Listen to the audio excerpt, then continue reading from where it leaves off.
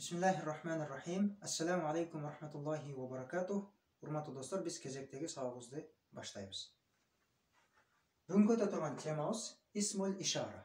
Шилтеме атоочтор. Шилтеме атоочтор үчкө бөлүнөт.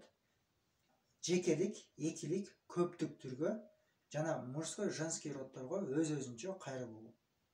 Мисал үчүн, мужской родго биз хаза, бул деген сөз, бул жекелик түргө кайрылууда колдонобуз. Хаза талибун, бул студент. Мужской родго колдонобуз.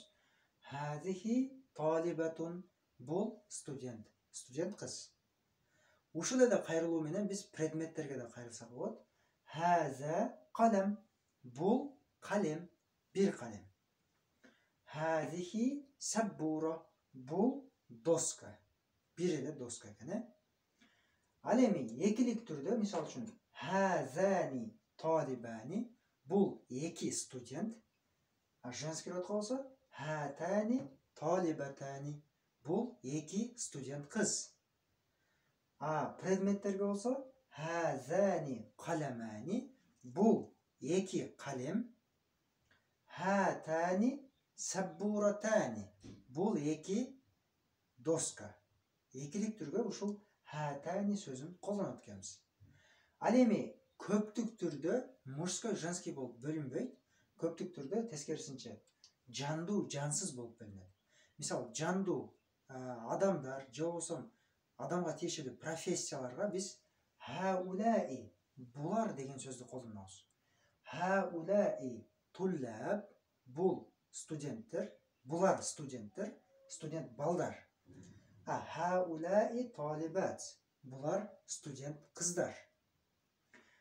Демек, булар деген сөз хаулаи мужской, женский родго да экөөнү тең бирдей колдонобуз.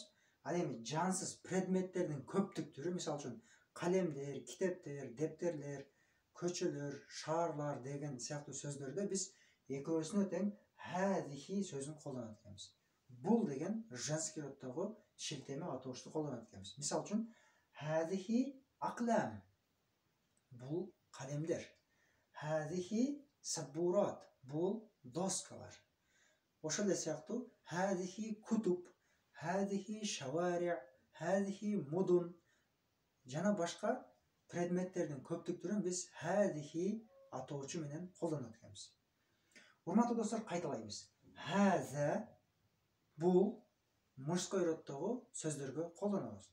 Ал жандуу болсун, жансыз болсун, ага мужской род эле болсо, ага биз хаза деп кайрылабыз.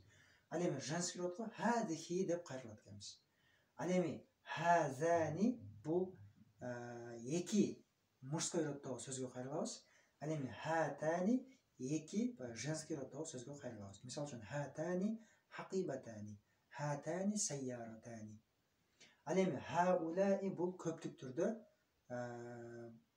профессияларга же болбосо адамдарга хаулаи деп кайрылабыз. Мужской, женский болгонуна карабастан. Ал эми хазихи бул предметтердин жана буюм тайымдарынын көптүк түрүнө хазихи атоочу менен кайрылат экенбиз. Урматтуу достор, эгер бүгүнкү өтүлгөн сабак сиздерге түшүнүктүү болгон болсо, комментарийден жоопторуңуздарды күтөбүз. Эмки сабактардан амандашканча, ассаламу алейкум ва рахматуллахи таала ва баракатуху.